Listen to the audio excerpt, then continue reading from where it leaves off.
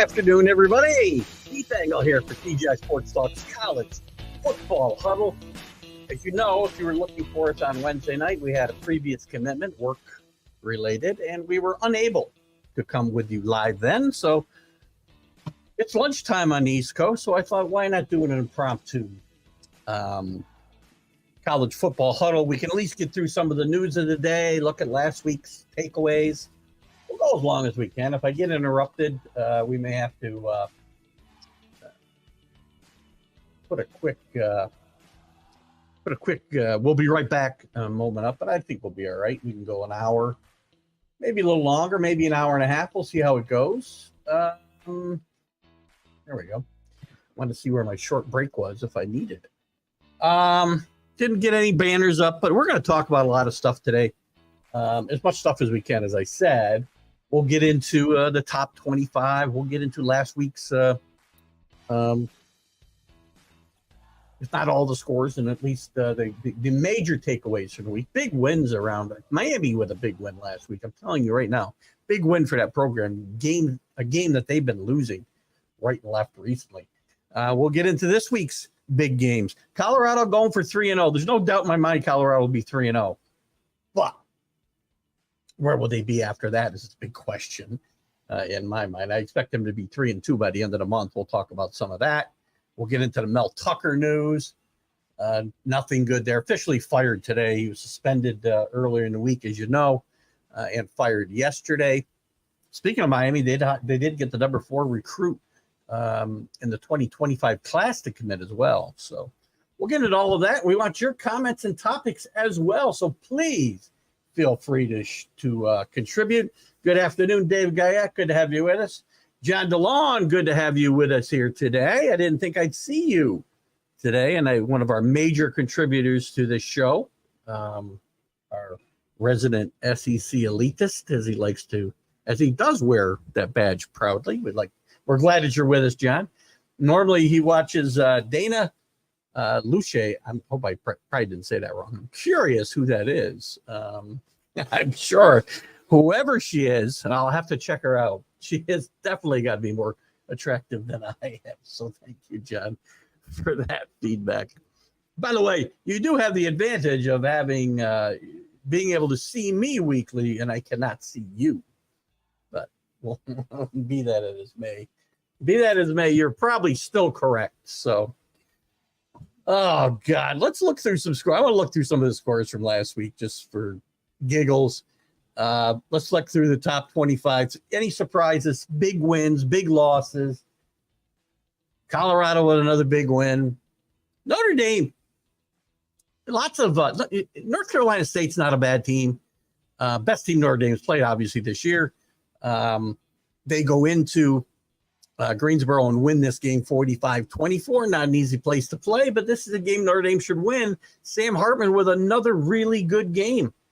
4 touchdowns, 286 yards. He's going to continue to increase his visibility in that Heisman race. Put your comments up, guys. I'll go through just the top 25. We'll look through some of the other fun scores as well. I don't have a lot of notes today because we're doing this on the fly. It's been a busy week work-wise, and I have not had time to even look at too much stuff. But I said Miami, a big win, 48-33 over Texas A&M. Big loss for Jimbo Fisher. Big win for Marco Cristobal. Again, both these schools 5-7 last year, so you take it at face value. It doesn't look like much. Impressive victory for Miami in my mind. Dan Dyke, 5 touchdowns in this game. Georgia rolls over Ball State, no surprise there. Michigan rolls over UNLV, no surprise. The big one, Texas, goes to Tuscaloosa. Excuse me. The hiccups all of a sudden. And they come out of there with the biggest win of Steve Scarsagian's career. Texas's biggest win in forever, 34-24. Not sure it was that close. Quinn Ewers plays a really good game, 3 touchdowns. We'll dive into that game. We'll talk about any of these games you guys want to talk about after we get through the scores, and we'll look at some of the other, as I said, games around the league, around the country.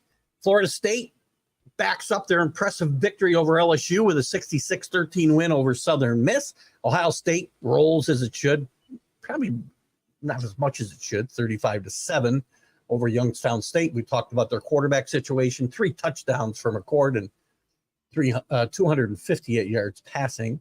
USC rolls over Stanford, plays some defense, but this is a bad football team.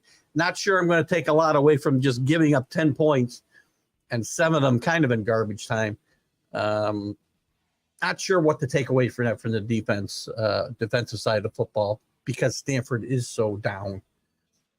Penn State 63-7 over Delaware. Washington rolls over Tulsa 43-10.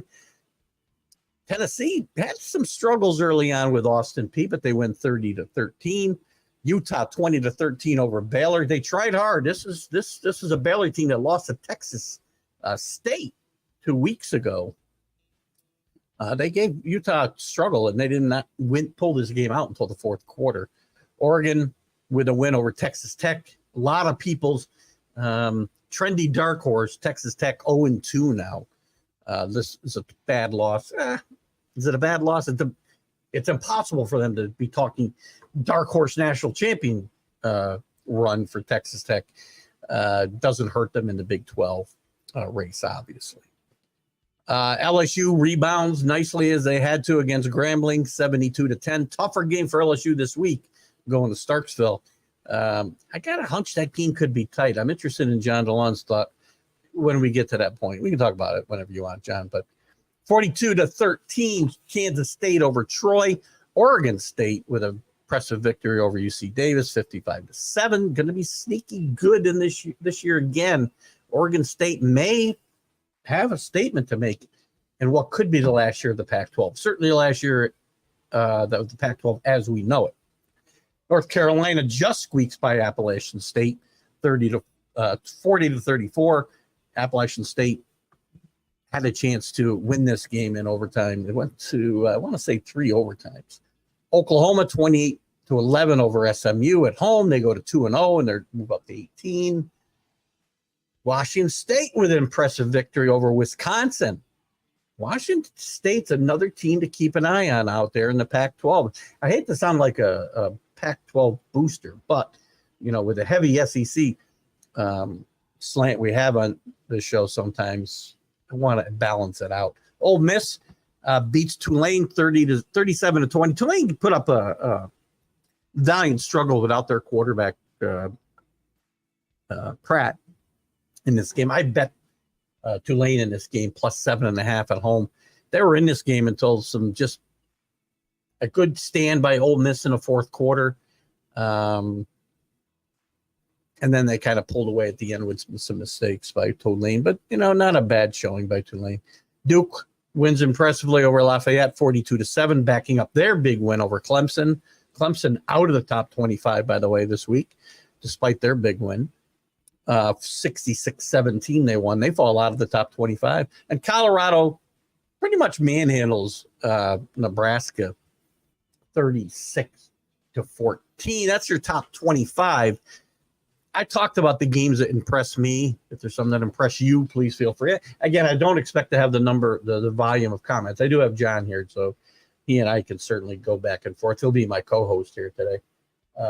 Because we're on at an odd time, but I didn't want to leave it with nothing. So here we are. I got to turn this off because I think it's affecting my feet. Let me make this. Okay. I'm trying to do some work at the same time, but I'm having lunch, doing some talking with you guys. Let's get to John's comments here. And again, he's lucky he's watching me. She's a conservative talk show host. Oh, nice. I got to check her out. She's got a podcast, I take it.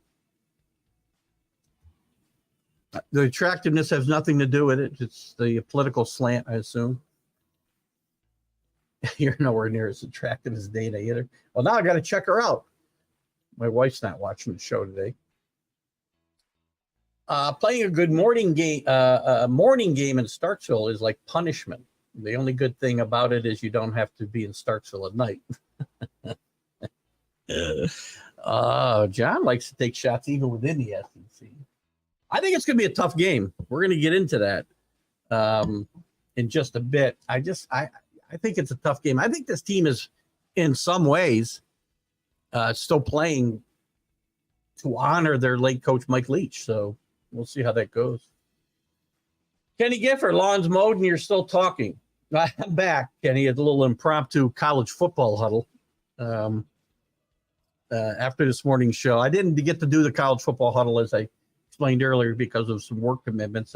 We've had people in town all week, so workshops all day and dinner at night. And I have not been home. I would leave the house this week every morning at 7 and come home about 10.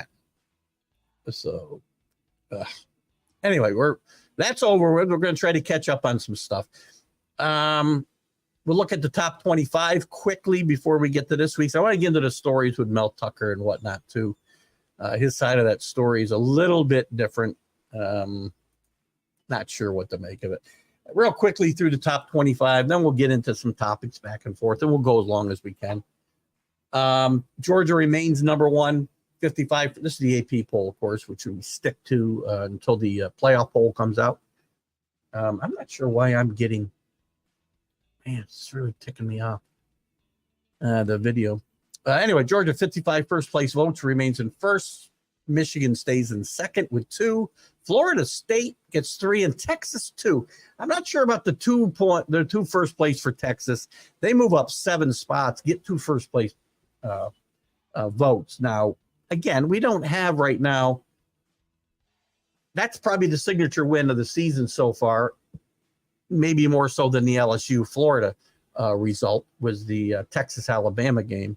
But that's a pretty good jump, 7 spots up from 11 and getting 2 first place votes. So listen, we'll find out if Texas is for real as we go along here. And I said all along, I thought Texas or Oklahoma would win the Big 12 on the way out the door. I have picked Oklahoma to be kind of the upset winner, if you will. A lot of trendy Texas or Texas Tech picks out there this year. USC jumps up a spot with a impressive win over Stanford. We're not sure again about that defense, but 10 points allowed is 10 points allowed. Ohio State drops one with their victory this week. They drop a spot to number 6. Penn State and Washington stay where they were at 8, 7, and 8. Notre Dame moves up 1 with their impressive win at North Carolina State. Alabama drops. They stay in the top 10 barely. They drop 7 spots to number 10 after the loss to Texas. Tennessee with a win over Austin Peay, where they did struggle at times. They fall 2 slots to 11. The next 4 spots stayed the same, 12 through 16. Tennessee, Utah, Oregon, LSU, Kansas State, and Oregon State. Watch out for Oregon State. Ole Miss moves up 3 with their victory over Tulane. At Tulane, better victory than you might think at first glance, especially considering some of the SEC's struggles on the road against ranked teams. Where am I? Colorado moves up 4 more to 18. A lot of talk if they beat Colorado State badly, can they move into the top 10? They're not jumping 8 spots beating Colorado State badly. Although Jay Norvell should be quiet. Dion doesn't need any bulletin board material. He makes up his own good enough. I'm on airplane mode. I wonder I'm freaking stuttering here. What the hell's going on? Why am I on airplane mode? I apologize if we got some crappy video here early in this show. Ugh. Where was I? Oklahoma falls 1 despite their victory at home over SMU. North Carolina falls 3 spots despite winning their own game. Duke stays at number 21. Moving into the top 25 this year, Miami with that impressive win. Again, I know you're going to tell me A&M's 5-7, but this is still an SEC team. This is still a Power 5 program that's been successful. A game that Miami has struggled in the last decade, even though this game is at home. Home games are not great home games for Miami. So far away from campus, half empty buildings sometimes. It looked like the place was that full Saturday. Washington State gets into the rankings as they should have been before, probably. Moving into the 23 spot. UCLA moves into 24. Iowa gets back in. They fell out last week despite losing. Deserves pointing out they did not score 25 points last week against Iowa State. Offensive coordinator Coach Ferentz may be sweating a little bit. He's going to need to start averaging over 25, well over 25 if they don't start winning soon. Fell out of the top 25. Wisconsin with their loss to Washington State. Texas A&M with that loss, big loss to Miami. Tulane, again, they fought hard. They played as well as they could without their leader. But they fall out of the top 25. And Clemson, despite winning big, falls out.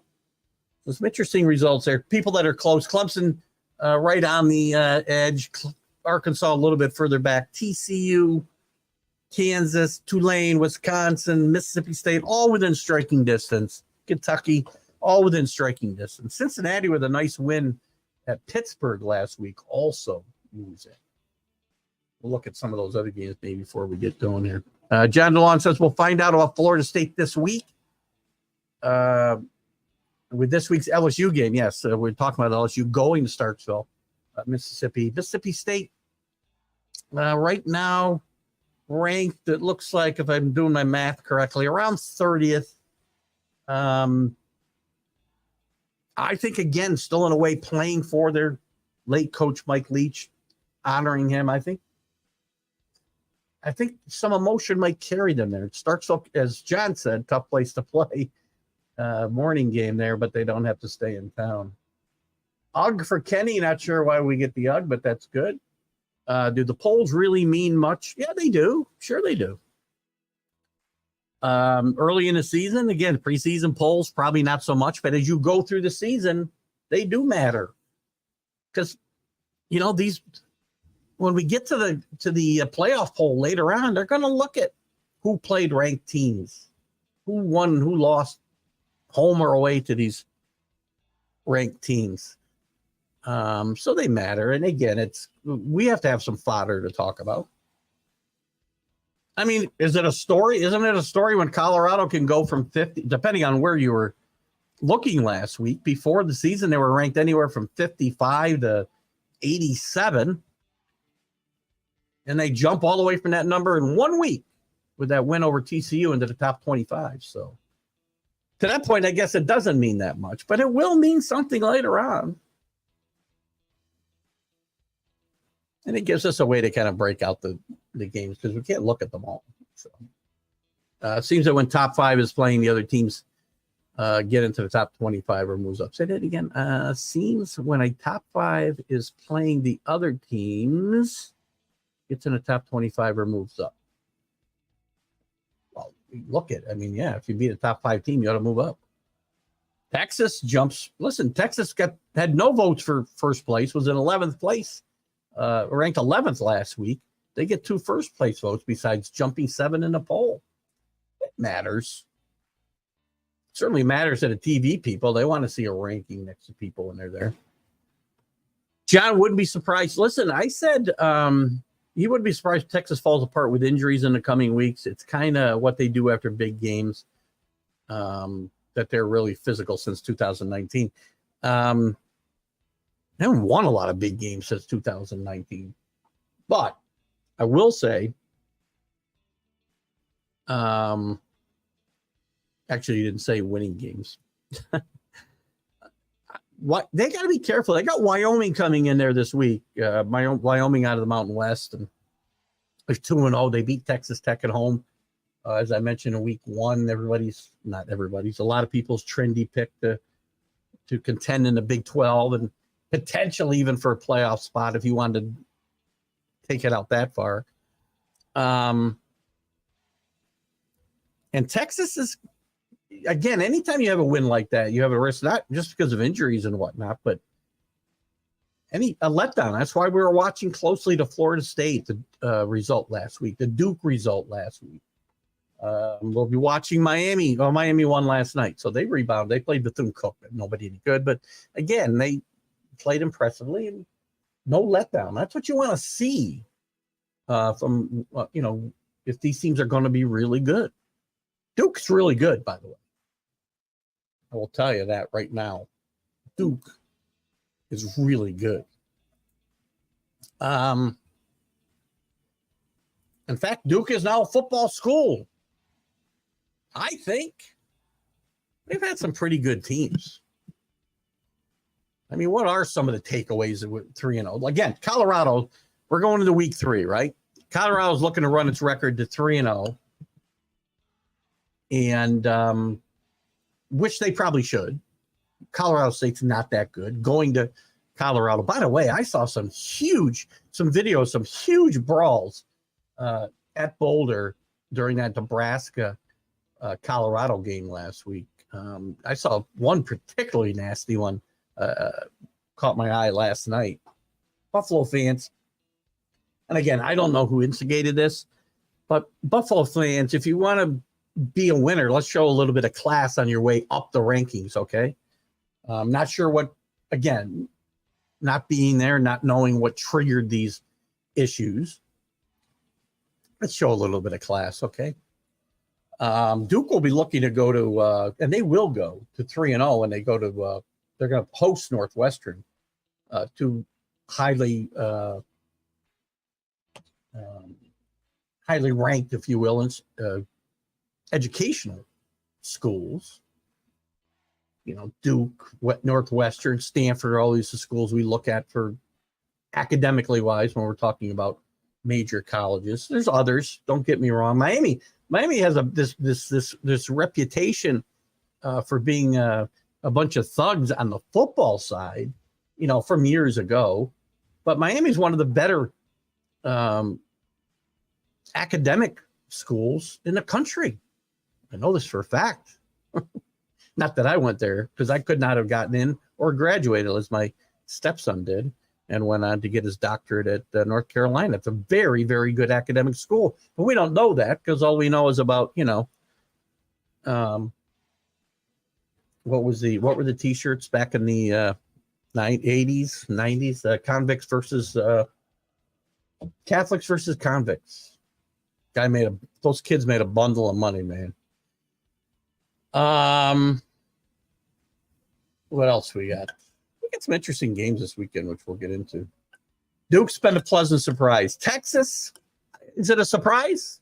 A little bit. They go on the road and win in Tuscaloosa. I don't know why I can't say that. Penn State, I don't know. Am I going to call Penn State a surprise? They're 2-0. They ought to be. This team, Drew Allar has been a really revelation for them. And he's thrown for 4 touchdowns, 529 yards passing. He does run the ball a little bit. They've run the football very well. This team needs to get over the schneid. They need to win a Big Ten championship and get in the playoff, or my James Franklin criticisms will not go away. Colorado obviously belongs on this. Ole Miss has been a bit of a surprise, I guess. Nice win at Tulane, as I said, even with Tulane missing their number one quarterback. Jackson Dart has shown some toughness and played well during the start, so I'd call that a surprise. Not surprise, maybe good things. Maybe we won't call these surprises. We'll call them, you know, pleasant observations during the first couple of weeks. Sam Hartman, I think at Notre Dame, he's been as advertised. I said all along, and Kenny, I don't know, I can't remember now, and I may have misconstrued what you had to say early on about Sam Hartman. This guy is the perfect guy to lead this team to potential in a playoff. If they get there, I don't think you're going to see a Notre Dame team get blown out in the semifinals like you have in the past. He's going to give this team a chance, because he's a 6-year senior. Playing very well. Quinn Ewers has played very well at Texas. Again, Eli Manning. Arch Manning is, again, third on a depth chart. Does that really mean anything? Here's the deal. Quinn Ewers will probably either go in the draft. I think he's eligible for the draft. Or one of them will transfer out next year. And we won't have this issue again. He's his freshman. I don't think the plan was ever for him to start this year. Now, was it surprising he didn't play in the blowout a couple weeks ago? Probably. JJ McCarthy. I'll get to some comments here in a second. I'm just waiting for a couple to build up here. JJ McCarthy worked this offseason to bulk up, and he's looking like a potential Heisman candidate. Again, against lesser caliber opponents. We need to see how he does when he gets into the heart of the Big Ten schedule. So this is a good Michigan team. JJ McCarthy with a year under his belt. They've got Blake Corum back. Donovan Edwards is back in that backfield. This team might be able to actually do something if they were to get to the playoff again. We'll see how that goes. We get a couple of comments. I'll go to some more of these takeaways early on in a second. Texas will control the SEC all along with all the normal teams. Kenny, Texas hasn't controlled the Big 12. Why would we think Texas has been fairly irrelevant since 2006? Well, not 2006, 2009, I guess, to be fair. Certainly the last few years of Mac Brown's tenure there were not good. They did win a national championship in 2005 and 6. Won. But they haven't been relevant. They haven't been consistently relevant. And when I said to you before about them just being another team in the SEC, why would we think they're going to go to a better league? Now, maybe they can recruit better, but they've always recruited well. Recruitment has not been a problem, or Texas's problem. It's other things. It's the administration. It's the coaching staffs. Unrealistic expectations from their fans. There's no reason to think Texas is going to go in and control the SEC along with Alabama and Georgia. They don't have a history of controlling the Big 12. I mean, personally, I think both those teams, and when I said, by the way, when I said they were going in there and be another team, they're not the brand. They won't ever be. They could go in there and control this league for 20 years, and they won't be the brand. Maybe 20 years they would be. But for 10 years, they wouldn't be the brand still. And again, I still don't see any reason to think they would control it.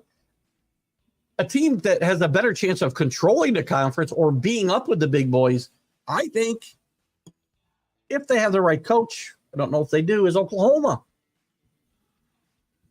They've been more the standard bearer in the Big 12 since its existence than Texas. And again, they could go there and succeed. That wasn't necessarily my point. My point was the brand teams are Georgia and Alabama, and to a lesser extent, LSU, Tennessee. Well, no, you could be both. I mean, why can't you be both? Duke had a really good basketball team when Steve Spurrier was there, and they were a football program as well. And Duke didn't have a bad year this past year to John Shire, their first year, so.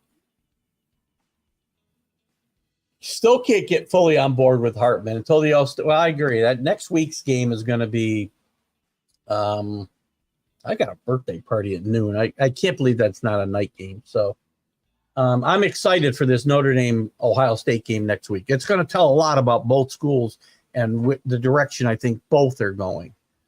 To be quite frank, I mean, as highly as I regard Sam Hartman, didn't beat Clemson in his time at Wake Forest. You know, that he did beat Florida State, but they were down at the time. So being a top 5 program is going to be would be a huge boost to Sam Hartman and Notre Dame's fortunes going forward this season. They're going to need it. They want to contend for a national championship. This game is a must. They cannot lose this game, I don't think, and make the playoff with a one loss record. I just don't think they can. Beat them, and I'll say he's good. Fair enough. I will tell you, numbers-wise, and again, I know numbers don't mean everything. He's thrown more touchdowns since he entered the NCAA. He's thrown more touchdowns since he got to Wake Forest, I should say. More touchdowns than any quarterback in FBS 1. Numbers don't win games. I get it. But he's played pretty damn well. At Wake Forest, quite frankly, he probably would have beaten Clemson a couple of times if they had any defense at Wake Forest at all. Oh, good. Give me a joke, John. I need a laugh. It's been a long week. Jim Harbaugh and the Michigan Wolverines team were an 80s rock group. Who would they be? Let me peek at the answers. The Pretenders. Oh, funny's funny, John. That's a good one.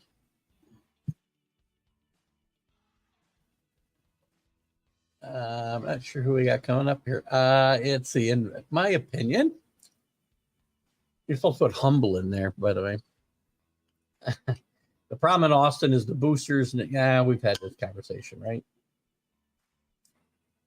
I think it's way too easy to just say it's this thing. And the fact that Austin's become, a bastion of liberal Californians is probably not fair to say that's what's caused problems with the football program. Just say. I understand your point and won't dispute it. Why am I still getting really frustrated with my freaking video? You guys have got to see me bouncing in and out here. I don't know what the problem is. Oh, because I'm still running this freaking meeting? No wonder. All right, let's try that. Maybe it'll get better now. Anyway, I apologize. Don, you're creeping me out a little with that picture, buddy. New Amsterdam we trust. Don Pla. Hello, how are you? John might be our guy who asks us for picks all the time. Looks like it is as I look down. Ask away, John, and I will do the best I can. I think I've done pretty well for you over the years. Could let me know, Don. I think I've done well by you over the years. Probably better than I've done by myself. John thinks Ohio State beats Notre Dame, and I don't think this year's Buckeyes are that good. Right now, the Buckeyes are not that good. They're a quarterback away from being really good, though. So if McCord continues to improve his game, he's got wide receivers that are as good as anybody in the country. Not sure how deep they are. The defense looks to be better, but they don't have the C.J. Stroud factor. I figured that out. Nice, John. Go ahead, Don. I'm ready for you, buddy. What do I think about New Mexico State versus New Mexico? I got to look at, you like New Mexico State with the money line? Let me see what it is. Oh, let's see here. What week are we in? Week 3? I got to get to, if I go to the Mountain West, I should get that game, I think. New Mexico State. Oh, I don't have the money line here. I'm going to tell you what. I like New. It's a tough one. New Mexico's home. I'm going to take New Mexico. I think about New Mexico, not knowing the money line. That New Mexico is a 2-point favorite. I got to believe the money line's not too much. Can't be a whole lot more than 120, I would think. 120. Minus 120. Oh, no, you like New Mexico State. So you're probably getting what, plus 150, 140? I like New Mexico in this game, Don. I got to be honest with you. Well, thank you, Kenny, for that. Maybe it's just me I'm seeing bouncing. I don't know. It's better. I had a meeting I left at work, and I left the meeting open, which probably was causing some drain on my internet. But I appreciate that. Always like the heads up. Tanner, how are you, buddy? Good to see you. This is our impromptu college football huddle, as we weren't able to do on Wednesday night. Always good to see Tanner. Tanner does some great stuff on Let's Talk Sports, guys. And one of the best guys, Dan Harris, has been in. I did not say it at the top of the show today. Check out Let's Talk Sports. Dan Harris and I, unfortunately, will not be doing our Let's Talk New York Sports show later on today. He's not feeling too well, as I tried to keep you guys abreast without getting into all the details about Dan's situation, but I will always ask you to please keep a good thought and prayer in your mind for Dan Harris, who's one of the best people that I have met in my 63 years. And I only met him through doing this. This is a guy who will do pretty much anything for anybody. Good man over there in the UK. And we wish Dan well. Hope you get yourself stronger, and we can do some shows next week, Dan. And Tanner, thank you for showing. Check out Tanner's stuff on Let's Talk Sports. Great stuff. I got to go back and watch the Pick'em show last night, Tanner. John, Notre Dame is much improved over the last couple of years. Agreed. Freeman's done a great job, by all accounts, done a much better job, if not a great job, of recruiting skill position players to play around his quarterback. He did a great job recruiting the offensive line, the defensive line, defensive in general. But the consensus was that he was not able to get the elite recruits, wide receiver and running back. And that Freeman has done better in that regard. So we'll see how that goes. And Ohio State doesn't perform well on the big stage. Mm-hmm. Listen, I mean, that's right now, I would say that's true. To some extent. They've gotten blown up by Michigan the last couple of years. That's a big stage. I agree. But they equated themselves pretty well, I thought, last year in the national semifinal. Kenny and C.J. Stroud played a great game against Georgia. They just played a better team. Their defense was not good enough to win that game. But Ryan Day, man, the problem is that at Ohio State, you beat Michigan or you get fired. I always use John Cooper as the example. John Cooper's record at Ohio State was tremendous. But he went 0-7 against Michigan. Can't do that. He's lucky he got 7 tries. But I will say I think Ohio State is down this year. And the quarterback, again, if the quarterback continues, McCord continues to progress, I think that this team will be okay. Pitt over West Virginia, money line again, plus 126. Where is that game, by the way? I guess who that game? Big rivalry game, by the way. We talk about, the rivalry games that are going away. Pitt, West Virginia is a big one. Penn State, West Virginia was revived this year. They did not play well. I kind of like Pitt here. Let's see. Let me get back to that's games at West Virginia. Morgantown's a tough place to play. Penn State went in there, and West Virginia acquitted themselves pretty well. They're plus 2.5 here. Pittsburgh coming off a tough loss to Cincinnati. I like Pittsburgh in this game on the money line. You might want to back it up with the 2.5 wager too, though, Don. I don't know. Where am I? I lost where I was here. Sorry, there we go. We are in week 3.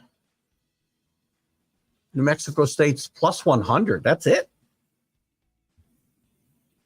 That's funny because New Mexico State's favored on the by 2.5. So I read that wrong. I still like New Mexico. So we disagree a little there. Tulane, I think Tulane should roll. If Pratt's back, I don't know what Pratt's situation is, a quarterback.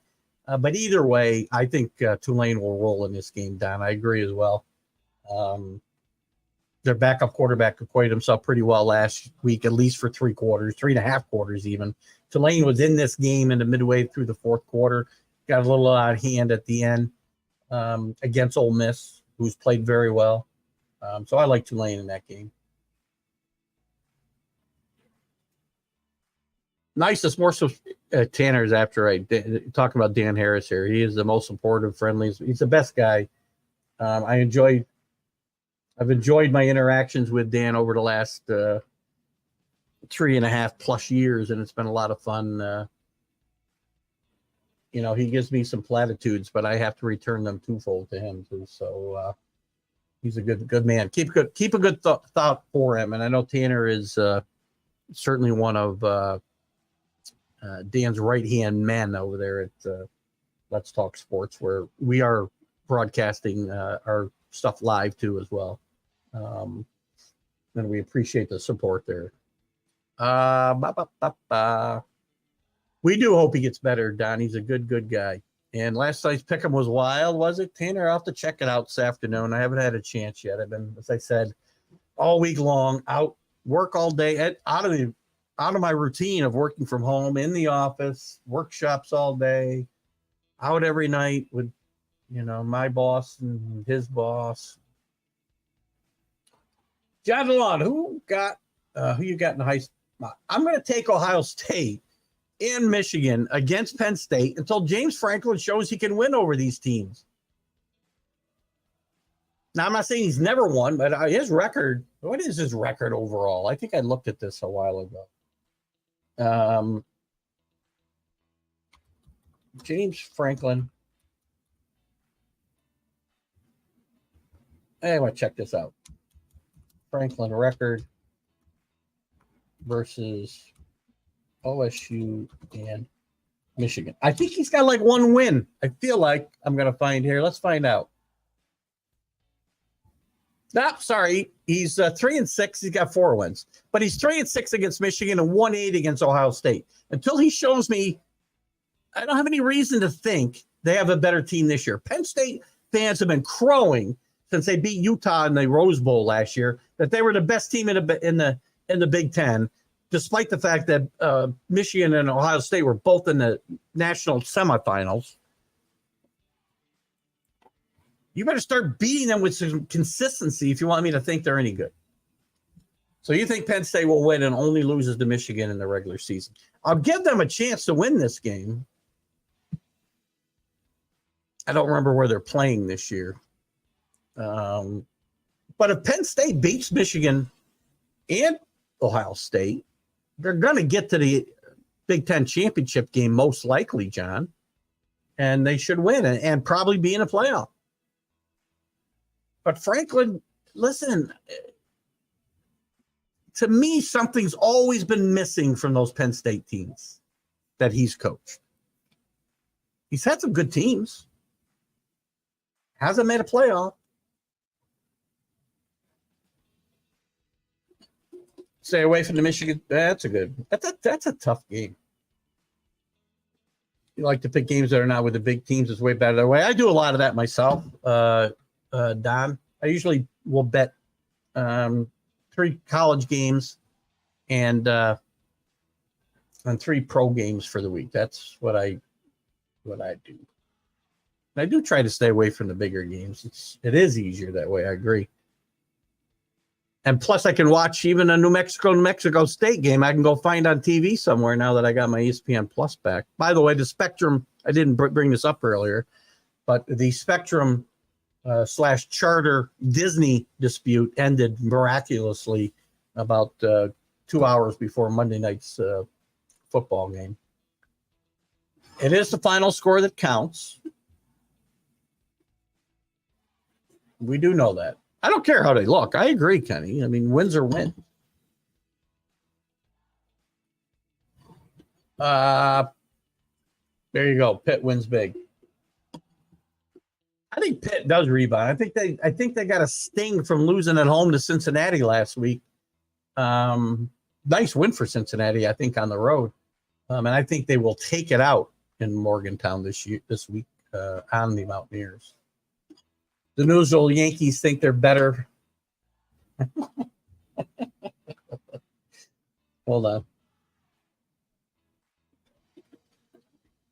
Delusional Yankees think they're better going from Kelly to Freeman. Watch and learn. This is a 9-3 Notre Dame team. I don't see all the banners hanging in South Bend from Kelly's national championships or even final appearances. He got one against Alabama and got his shorts handed to him. I always thought Coach Kelly was a bit pompous. He's a good coach, don't get me wrong. But I think he did less with more than a lot of coaches in the country, in my mind. Just saying. I know you like him because he's your coach now, John. But, I think all you need to know about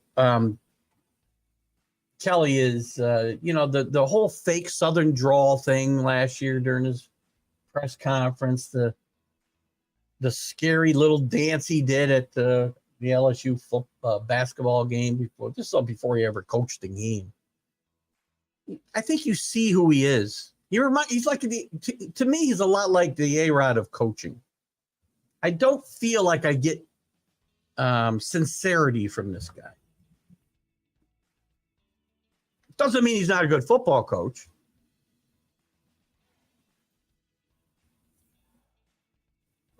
No, welcome. What is New Amsterdam We Trust, by the way, Don? I don't remember seeing that before when we've chatted. I appreciate you popping in and enjoy talking about the games you want to take a look at. They're always probably games we don't normally spend a lot of time on here, so it's kind of fun for me to get into that.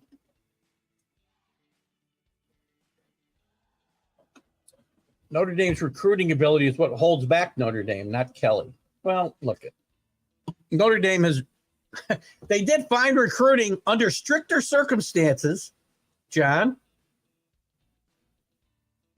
If that's actually true, and maybe in this day and age it's different, maybe, I don't know. But the recruiting standards at Notre Dame have been lowered significantly. They're still pretty high, don't get me wrong. But they were as high as Stanford. They were as high as, Duke, Northwestern, anybody you want to think about in the past. And Lou Holtz had no problem recruiting players. Eric Parsegian had no problem recruiting players. Now, I know we're going back a ways.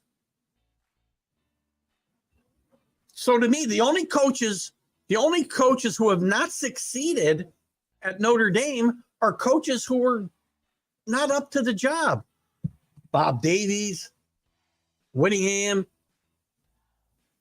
my guy, Charlie Weiss, Jerry Faust.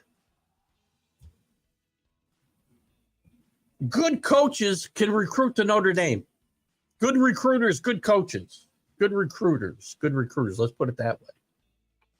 There's zero reason to think they can't recruit with the rest of them, because they've lowered their standards.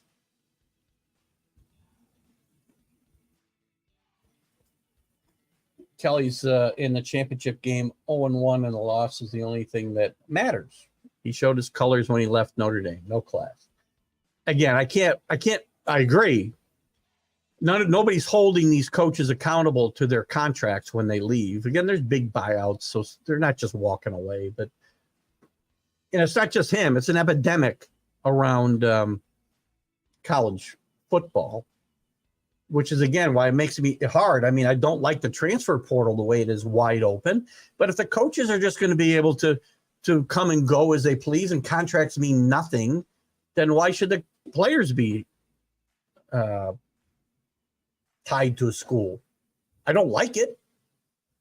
But there's no example being set, not by coaches, not even by universities, as we watch the realignment mess, right? I didn't say he wasn't a good coach. He's not a great coach. And he's probably a better coach than the Mad Hatter for sure. But Les Miles won you a national championship. No? I'd love to know what your problem is with the Mad Hatter. I mean, I thought he had some really good teams. They certainly weren't flashy teams. And I mean, he's got as many national championships as Ed Orgeron, I guess. I'd love to know what the problem is with you. I think we might have had this conversation. I've probably forgotten, John, so I apologize. I agree with Kenny's comments here. I like Freeman a lot. He is. I would think he probably is more in tune with today's kids. And Kelly's, yeah. Listen, again, I'm not saying that Kelly's a bad coach because he can coach. It's obvious he can coach. But I don't feel. I think the facade is his personality in general. I think he tries to be all things, all people. He's got that A-Rod thing going. I don't like it. I don't like people like that. I like people that are transparent. What you see with me is what you get. Some of it's good. Some of it's bad. This is what it is. I don't feel I get that from Kelly. Never felt that. Good coach. Why would that matter, though? Why does it matter when I say it? Because, according to your argument, if you don't want me to go back 30 years, when it was harder to recruit at Notre Dame than it is today, I mean, why can't I use that as part of my argument? It used to be harder to do it.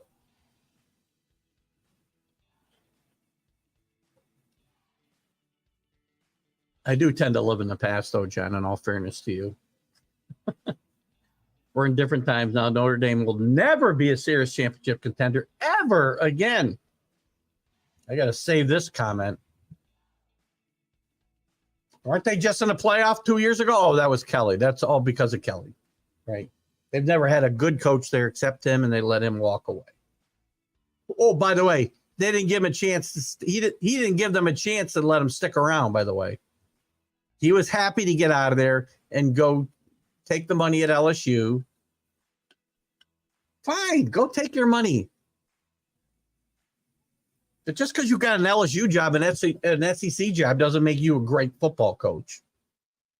I think you, because and again, a guy I have a fairly high opinion of that you do not.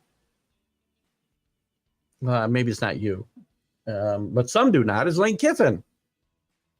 There's some pretty bad coaches in the SEC, by the way. Billy Napier.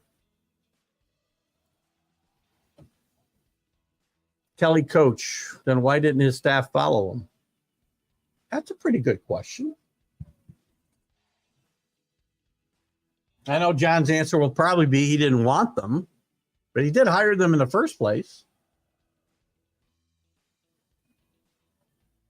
I think it'll be very interesting to see the Alabama LSU matchup with Tommy Rees there at Alabama as the offensive coordinator. I think it'll be very interesting to see what happens there. I don't know where that game is. I think they play in the regular season. I'm not positive. Miles won the Natty with Saban's recruits. Yeah, we have been through this. I remember this, the answer now. It all fell apart slowly after he ran out of Saban's lineman. And he's supposed to be an offensive line coach. John, you're doing a lot of shouting today, man. My head is killing me. Good stuff. Oh, Kenny got something here. John, don't get mad. You keep Kelly and I'll take no. He's not mad. Look at Kenny. One thing to understand, and I know you've been in a lot of the college football huddles. John's an SEC guy. Nobody else is any good. The playoffs should be all SEC teams. Pac-12 stinks just because it's out west and it's liberal, which, again, I don't agree with. I don't care. Politics aside, what do I care about politics when I'm talking about college football? I know it's hard to separate the two. There's some good football being played in the Pac-12. It's unfortunate that this is likely going to be a tremendous season in the Pac-12. Now, they may not get a team to the Final Four only because they're going to beat each other up. There are some really good teams out west this year.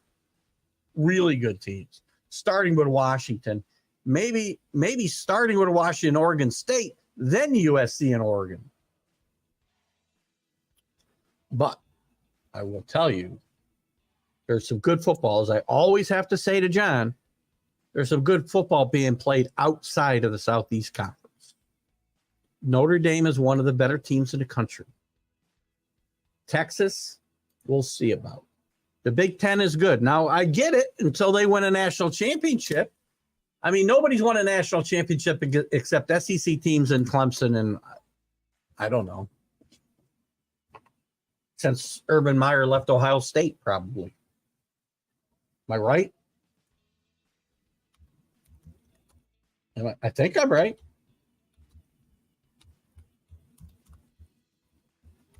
Let's check it out. Because now I'm curious. And so again, when that happens, you get bragging rights. I get it, John. I give you bragging rights, but I just don't want you to think that, there's no other good football being played anywhere in the country, because that's not a fair representation. I'm going backwards here, I hope. Oh, great. I got to start in 1869. Okay. That's funny. Wikipedia lists UCF as one of the national championships in 2017. They didn't get in a playoff.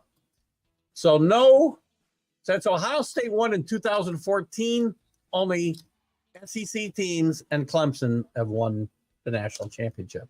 John gets bragging rights. Until that ends, could be this year. I do think Georgia will three-peat. The second one ever. Some people like to say the first. It's the second one ever. He gets bragging rights. Kelly wanted to bring Freeman. Well, why would he go with him? Why would he go with him if he's going to get that coaching job? Well, and why did Reese stay with Freeman? If Coach Kelly is such a great coach, and I should say, because he could coach. Again, I'm not trying to take away from his coaching. Let's talk about his people skills. Just talk about that. If Coach Kelly's people skills are so exemplary, i.e. recruiting, which you also do with coaches, don't you? Why did Tommy Reese decide to stay with Freeman before he left to go to Alabama this year? You're saying maybe Reese, so.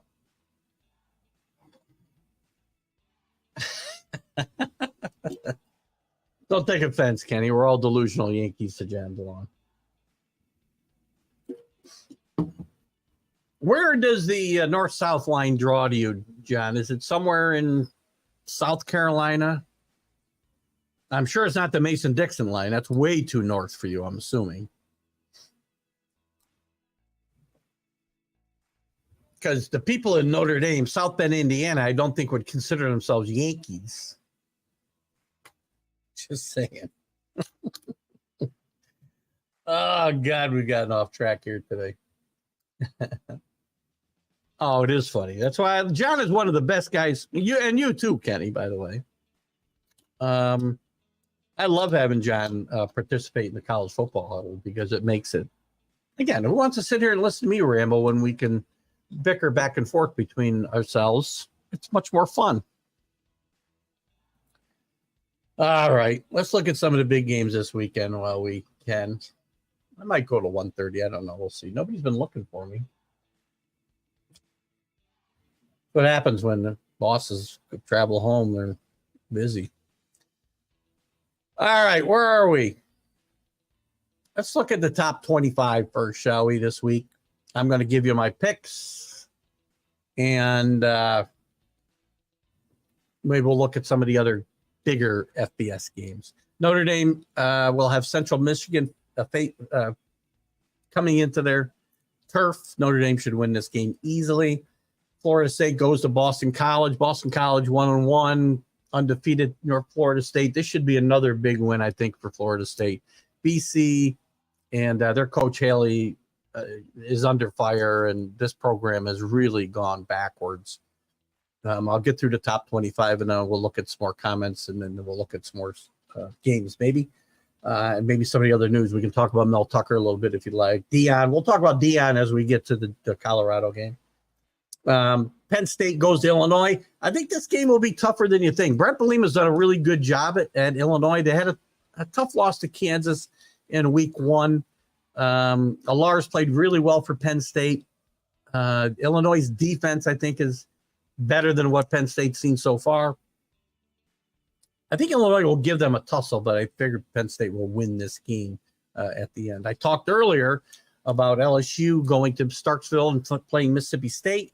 I think there's a lot of emotion in Mississippi State this year with the tragic departure, if you will, permanent departure of Mike Leach. God rest his soul. And I think those players, in a way, are still playing for him to some degree. And I think there'll be a lot of emotion in this game. And if LSU doesn't lose this game, I think there'll be danger. I think Mississippi State will have the ball late with a chance to win here. Kansas State was going to Missouri. Kansas State wants to be careful. 15th in the country, 2-0. Missouri's 2-0, and I think improved this year in the SEC. So this is a game for Kansas State to be careful about. On the road, non-league, looking ahead to the Big 12 conference schedule. I'm going to pick Missouri in an upset here. Utah should have no trouble with Weber State. South Carolina goes to Georgia. Georgia, we talked last week and several other shows about the strength or lack thereof of the Georgia schedule this year. South Carolina, to me, might be one of the only 2 chances for somebody to upset this team. And it's going to depend on what Spencer Rattler shows up. I think Georgia will win this game. As I've said, I think Georgia will get to the playoff and three-peat, if you will. And so I'll take Georgia here with South Carolina. Just be wary. Alabama goes to South Florida, and I do believe that the Tide will probably go big against South Florida in this game. San Diego State goes to Oregon State. Oregon State, one of the sneaky good teams in the country. They play pretty good defense. DJ U, cannot say his name, playing really well for Oregon State after transferring from Clemson. Oregon State was good before him. They've got some good wide receivers. They've got a good running back. Oregon State easy. Oklahoma should go to Tulsa with no problem. Dylan Gabriel playing pretty good at quarterback for the Sooners. North Carolina, Minnesota is an interesting matchup. North Carolina they had a good win against South Carolina. Defense played well. Defense has been their problem.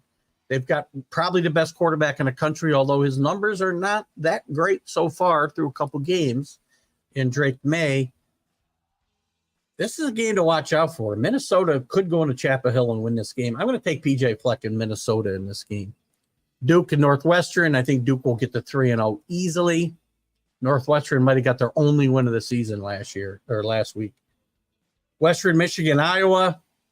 This should be no problem. The thing to keep an eye on in this game is whether Iowa can get to that 25-point mark. Western Kentucky goes to Ohio State. This is a game to watch. I may take the over in this game if I have it in the cigar box. Western Kentucky's got a pretty good offense. If this game were being played at Western Kentucky, I might think there's a chance for an upset here. But I may go take the over. The over is 65. It's a lot of points, but Ohio State's due to break out a little bit, and Western Kentucky's going to score some points on an OSU defense, I think. So I like the over here, but Ohio State's going to win the game. Washington goes to Michigan State. Michigan State is a mess. The Mel Tucker situation. He came out yesterday, told his side of the story, said that they had a consensual adult relationship. Nothing inappropriate was happening from his side. She's disgruntled, the same kind of he said, she said thing that we normally get. So who knows who to believe. But when these things happen, the guy's going to get fired. And again, I don't mean that to say I'm backing Mel Tucker. I mean, if he's done the things that he's accused of doing, then he should get fired. And a lot of companies have a no tolerance policy. When I worked in the beer business for DiCrescenti, the largest Coors distributorship in the country, it was made pretty clear to us. If you are even accused of sexual harassment, we will fire you, because companies, universities are not going to leave themselves liable to lawsuits. So Mel Tucker is looking for a job. Now, there is some consideration here that, because I think now they'll probably try to get out of paying him the remainder of that huge contract they signed him to. In retrospect, and probably in hindsight and foresight, they should never have signed him to a 10-year, $75 million contract, if that's what it was. Something in that realm. But this may have been a way for them to get out of it. I'm sure they will look to get out of paying him. There was some talk in College Station last year that Texas A&M was trying to look for ways to fire Jimbo Fisher for cause to get out of paying him. It did not come to fruition. Whether they were rumors or not, who knows? This is certainly a way Michigan State could potentially try to not pay Mel Tucker. This is going to be an interesting case to follow through. Washington State will have no problem with Northern Colorado. Hopefully no letdown from the big win against the Badgers. UCLA gets North Carolina Central. UCLA should have their way here. Tennessee and Florida, interesting matchup. Milton's played really good at quarterback. Florida's gotten okay quarterback play from Mertz. Billy Napier, this is a big year for Billy Napier. They're 1-1 right now. They went out to Utah and lost their first game. I think Tennessee goes into Gainesville and beats Florida in this game. Bowling Green and Michigan, I think this is Harbaugh's last game he'll miss. They haven't missed him. They'll run all over this team. J.J. McCarthy, Blake Corum should have big games again. Georgia Tech and Ole Miss. This game could be closer than you think. Georgia Tech made some strides late last year after they fired Jeff Collins. I'll take Ole Miss and Lane Kiffin here, but it could be closer than you think. Texas, Wyoming, watch out for the letdown. Texas a 30-point favorite. If you like big dogs, Wyoming might be somebody to take a look at if you think Texas might have a bit of a letdown. Oregon gets Hawaii. This will not be an even close matchup. Hawaii didn't even blow out UAlbany, who went out there last week. Colorado State and Colorado, the last of the top 25 games. Jay Norvell should shut up because Dion doesn't need more bulletin board material. He generates enough of his own.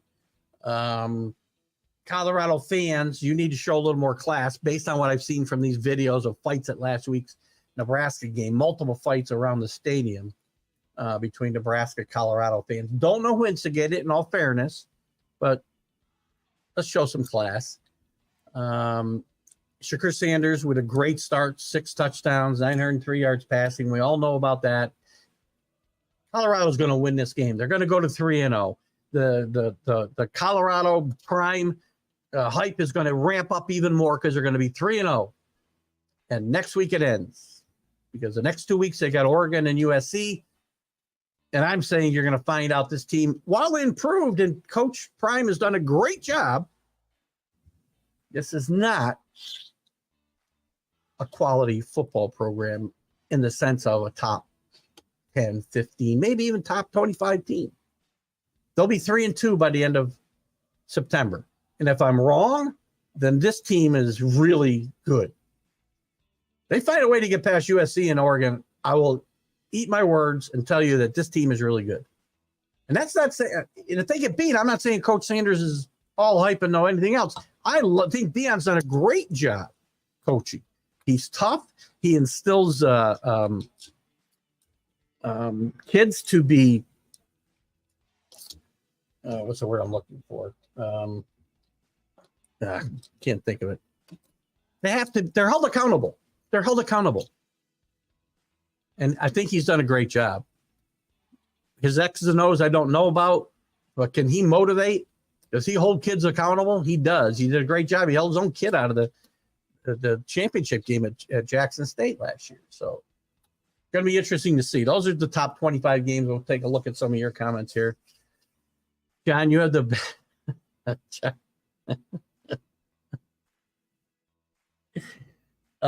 Kenny gets a mushroom. Kenny gets a mushroom or other comment in pretty much every one of my shows. So well done again, Kenny. Did I know that Ed Orgeron claims that a lot of coaches from around the country called him and thanked him for beating UCF in 2018? Thanks for shutting them up. I did not know that, but if you remember, I'm assuming you said that because I cannot believe. So Wikipedia, this is why you can't trust Wikipedia, right? I go there because it's easy to get to and find what I want, but you know, for them to list UCF as, you know, a co-national championship basically with Alabama in 2017. I know they went undefeated, but there was a process to be named national championship. I know maybe they should have been included. Don't remember right off the top of my head who played in the final that year, or the semifinals, but you didn't win, Scott Frost. And then you went to Nebraska and you showed that it was probably Josh Heupel that was helping you all along, because he's done much better at Tennessee than you did in Nebraska. So I don't doubt that the coaches probably did call Ed Orgeron. God knows what kind of party he had after that game. It's only one beautiful. John, you'd never stop cracking me up, buddy. Only one beautiful parlor. Hopefully there's nobody in Starksville watching us today. Here comes John's hot take. Texas A&M fires Jimbo at the end of the year and hires Elko or Dion to replace the hapless Fisher. I don't think Dion's leaving to go to Texas. Maybe. He's going to leave to go to Texas A&M. I think Dion will be at Colorado. I know there's a lot of guys think he's going to the pros. I do not. I think Kenny's had this. I think Kenny's had that comment and thought before, and they could be right. I don't pretend to have any inside knowledge. Other than I know that Dion has a burning desire to coach his alma mater. So I don't think he leaves for Texas A&M. And Jimbo getting fired, you know, if they can get the money to buy him out, I think they'll still owe him about $65 million. I can't do the math off the top of my head here or have it at my fingertips, but I think it's still well over $60 million they'd have to pay him to go away. Oil money can probably pay that out. They don't want to do that. As I said, the rumors were last year they were looking for a way to fire him for cause. Don't know what they were looking at, but didn't turn out to be anything. Mel Tucker may find himself in that situation. But I would not doubt that Jimbo gets Fisher or Jimbo Fisher gets fired. Jimbo gets Fisher. That's funny. And Mike Elko could be the guy. I don't know. I hear rumors that Mike Elko likes it at Duke a lot, but I have a hard time believing that if an SEC school came calling, one of the bigger schools, not Vanderbilt, I find it hard to believe if an SEC school came calling that Mike Elko would not go quickly.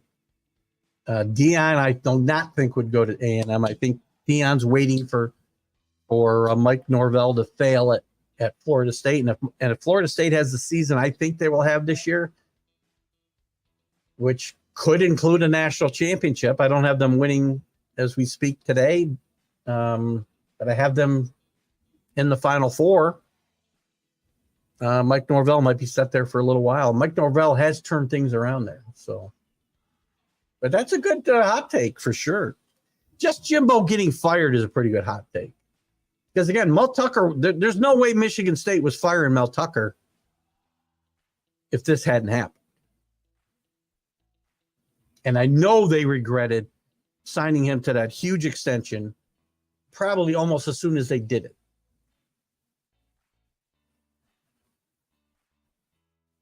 Time we got. I got some time. I got a meeting 1:30-ish, so 1:35 actually. So let's take a look at some of the other let me get back to this. That's what I wanted. Yes. Let's get back to some of the other FBS 1A matchups. Anything interesting we see? Virginia at Maryland. This game's tonight. Virginia at Maryland. Interesting game. Army is at Texas San Antonio, who everybody knows I like. I like Coach Traylor a lot. I do think they've got a very good chance to unseat Tulane in their first year in the AAC. This will be an interesting game. It's on ESPN tonight. Army at UTSA. And Army is and Jeff Monken are looking to Coach Monken have been looking to change their offense. They've gotten away from, that. What am I looking for? The wishbone offense, let's say, or the veer or whatever they're running these days, right? Not the veer, but some form of the wishbone, and be more of a passing attack. And so far, it has not gone that well. They're 1-1. Army potentially, by the way, moving into the AAC. The rumors are that they want them to come in there to join Navy. I have long been an advocate for Army, Navy, and Air Force to play in the same league, and I think the AAC would be a great place for that if they could find a way to get Air Force to leave the Mountain West. Air Force plays tonight as well. Speaking of them, they get Utah State. Navy lost to Memphis. Memphis was a big favorite in this game, by the way, and Navy won that game. Miami beat Bethune-Cookman. Those were the two games last night. Other games outside of the top 25 that might be of interest. You guys have any? You can bring it up. Liberty at Buffalo. Liberty's playing pretty well under their new coach, Jamie Chadwell from Coastal Carolina previously, carrying on Hugh Freeze's tradition there. And Liberty has joined, where they joined? I believe Conference USA this year. Liberty's always had trouble getting into a league because of the religious affiliation. So some of the political issues that they hold dear, and I'm sure John and myself in a lot of ways would be behind. Some of these leagues have been a little skittish about letting Liberty in to their conference. Wake Forest at Old Dominion. Don't sleep on Old Dominion in this game at home. They're getting 14 at home. If this game were in the shoebox, much as I like Notre Dame and don't want to bet against my friend Larry Sorensen's paycheck, I like Old Dominion with the points at home here a little bit. Not sure that game will be in my purview to be able to bet. Looking for some other decent games here. Got to be a couple. Not a great card this week. We talked about that game's in the top 25. Top 25. Virginia Tech and Rutgers. Rutgers at home. Virginia Tech not quite what they were in the old days under Frank Beamer. I still wonder if they might try to lure his son Shane Beamer home, and I do not think Shane Beamer is going from South Carolina back to Blacksburg. I just don't see it. Rutgers at home in this game. I'm going to pick Rutgers and get Greg Schiano to go to 3-0. And then, of course, when the Big Ten season starts, that will certainly turn around. East Carolina at Appalachian State. Appalachian State almost with a big upset over North Carolina last week. I like them here. Texas A&M gets UL Monroe. Do not struggle this week, Jimbo. 2-0 is UL Monroe. And it isn't, I think, if I'm not mistaken, here's my list of college coaches here. Louisiana Monroe. Who's the coach there? Isn't it Terry Bowden? I thought it was Terry Bowden. Terry Bowden, Bobby Bowden's son, who's on the hot seat there at UL Monroe. Off to a 2-0 start. This would be a big feather in his cap if you were to knock off Texas A&M. Doubt that's going to really happen, though. So, but Terry Bowden on the hot seat. Be interesting to see if they were to do that. Jimbo might get fired before the season end if they lose at UL Monroe at home. Idaho goes to Cal. Tulane looking to rebound. I like Tulane big, as we talked about with in the betting segment earlier. I like Tulane to rebound in a big way. I see Scott Kobe joined us. I'll get back to you in a second there, Scott. Just bear with me as I get through looking for some other interesting games outside of the top 25. Scott, you can certainly feel free to give me your best bet, and don't be surprised if this week. I'm going to give you mine in a second. Villanova goes to UCF. Villanova 2-0, but they don't play anybody. This is not a FBS 1A team. UCF should go to 3-0 before they start their Big 12 conference. Tennessee, we talked about. Sanford, Auburn gets Sanford at home, looking to go to 3-0. Auburn's looking okay, but again, once the SEC schedule starts, things are going to change. Nebraska 0-2 gets Northern Illinois at home. Big, listen, Matt Rule's got to win this game, and I would think he would. Miami of Ohio goes to Cincinnati. Cincinnati 2-0, off to a good start under Scott Satterfield. Nice win at Pittsburgh last week. Louisiana and UAB. I like UAB in this game. Trent Dilfer off to a 1-1 start as a coach, the surprising coach of UAB. He should get the win here this weekend. If there's any games you guys want to talk about specifically, we can look at those because we'll have about 10 minutes left or so once I get done here. BYU and Arkansas, that's an interesting game Saturday night on ESPN2. Arkansas off to a 2-0 start. BYU off to a 2-0 start. Big interconference game. Slovis, who's kind of played at every school in the country. The only guy who's played more schools, I think, is Daniels. He's off to a pretty good start for BYU. I like BYU in this game. You know what? Check that. I like the Razorbacks here. They are 8, though. Careful with the points.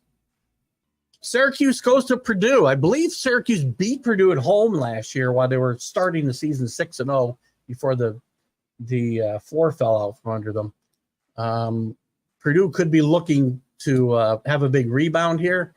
Syracuse actually 2.5-point favorite here on the road. I'm going to take the Big Ten team here against Syracuse. We talked about Pittsburgh. I like Pittsburgh to go in there with the points and beat West Virginia. Wyoming, we talked about that game. Clemson gets Florida Atlantic. I'm pretty sure that game will end up as we kind of figured. Clemson should have another big victory.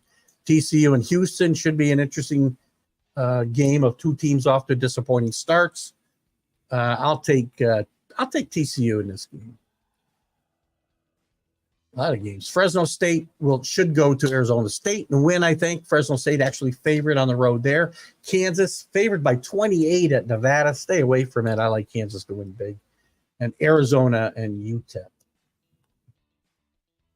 There's my boy Scott. How are you, buddy? Talk about Dion's effect on Colorado. I already bet the Colorado State over. I love the over in this game, Scott. I'm with you. Again, if that's on my card in the shoebox where I belong with a bunch of guys who, the shoebox is the bookie. If that's on our list to bet, it just came out and I haven't looked at it yet. I love the over in this game. Colorado should win, but I think they will give some points. I think their defense is still suspect. Their run defense specifically, Colorado should have no trouble getting to 3-0. And they should have no trouble getting to 3-2 by the end of September as well. Terry Bowden and Rich Rod. Is Rich Rod at UML? Is he his coordinator or something? Terry Bowden's on the hot seat pretty good at UL Monroe. This is a game that could really help his standing there before he gets fired. Terry Bowden had a nice run at Auburn, by the way. And that didn't end very well, unfortunately. Scott loves Florida State. I like Florida State as well. Also, Mississippi State to cover. We talked about that earlier in the show. I like Mississippi State to cover this game as well. I do like LSU to win, but I think Mississippi State, as I've talked about a couple times, I think this team's playing with some emotion still for their former coach, Mike Leach, who, as we know, tragically died before the end of last season. Army +9. I think I'm gonna, and I hate to go against the military academies. It's unlikely I would bet either one of these games only because, and I like Air Force, but I do like Texas San Antonio. I think in the Army game, Army struggled just a little bit installing that new offense, but I think Coach Monken is one of the best coaches in the country, And I really hope Army joins the AAC, Scott. I don't know if you heard that in the beginning, but I've been an advocate for Army and Air Force to find a way to get into the American for a long time so that those three schools will be playing each other every year. Now, one of the detractors, or one of the things that detractors to Army coming into the AAC is that they don't want Navy and Army to be a league game. It would be a non-conference game at the end of the year, but we'll see how that goes. I knew you meant Boston College. Boston College is in disarray. Coach Haley's probably going to be fired, if not before the end of the season, certainly at the end of the season. There was great hopes for him when they had Jerkovic, if I'm saying his name correctly, as his quarterback. Then he had some injuries, and things kind of fell apart there at Boston College, for Jeff Haley. And his tenure probably will come to an end this year. The quarterback they're playing against Army was in a walking boot as of yesterday. That's okay. I do know that. Coach Traylor there he's one of the up and coming coaches in this country. And UTSA did a great job. Not that it means anything. They locked him up to a long-term contract last year or before last year. When they started coming on, they've been very consistently good the last 2 years. They're very good at home. And I like this team to give Tulane a run for their money in the American. And I'm a big fan of Tulane as well. So they had a tough loss in week 1. Texas San Antonio did. But as much as I like Coach Monken, I think this is a tough spot for them on the road, with or without their first-string quarterback. But good call there, Scott. Good to have you with us. My best bet for the week. Here's my best bet for the week, guys. And I'll give you a don't be surprised. I'll give you a couple of don't be surprises, maybe. My best bet for the week is going to be Syracuse losing to Purdue. So Purdue over Syracuse plus 2.5. I don't really have to win the game, I guess. But I will take that. And don't be surprised if Mississippi State has the ball with a chance to win the game in the fourth quarter. Don't be surprised if they pull out the victory. But don't be surprised. They've been pretty good this year. Also, don't be surprised if Illinois gives Penn State all they can handle. And this is a low-scoring affair. And Illinois is in this game in the fourth quarter. What else you got here? John DeLong, what do you think about Western Michigan plus 28.5 over? You know what? I would lay 28.5 on Iowa with your money, John. And I know you got millions of it. I wouldn't use your money to bet Iowa minus 28.5. But remember, Coach Frentz, I can't remember his kid's name, the offensive coordinator, Coach Frentz, Kirk Frentz's son, has got to average 25 points a game and win 7 games. Not one or the other. If he doesn't average 25 points a game, he's getting fired. It's in his contract. He has yet to score 25 points this year against a suspect Iowa State team last week and against a Utah State the week before. So the game here, listen, Iowa can't get to 20. If they can't get to 25, and listen, the Western Michigan, Eastern Michigan, these teams sometimes will come up with some really big games at big moments. I do not think Iowa will cover this game at all.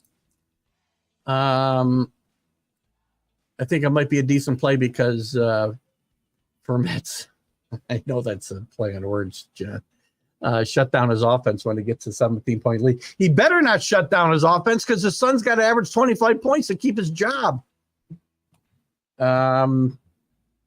Yeah, and listen, their offense is better this year, by the way, with McNamara, who's actually a real quarterback.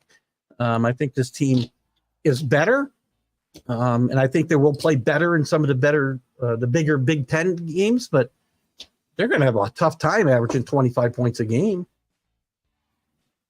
So his dad might be his own worst enemy, helping him keep his job. Good stuff.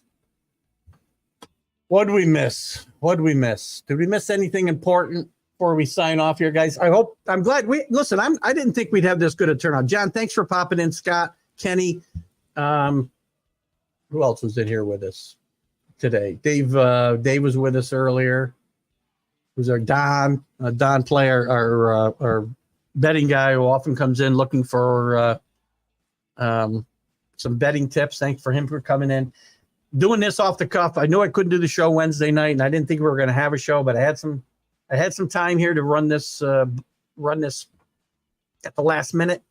And I appreciate you guys popping in and joining me. Again, a couple program notes. I'll be back at 3 with the Major League Baseball update. And there will be no Let's Talk New York Sports today, as again, my good friend Dan Harris is needing a little bit of a break after getting back on the air the last week or two.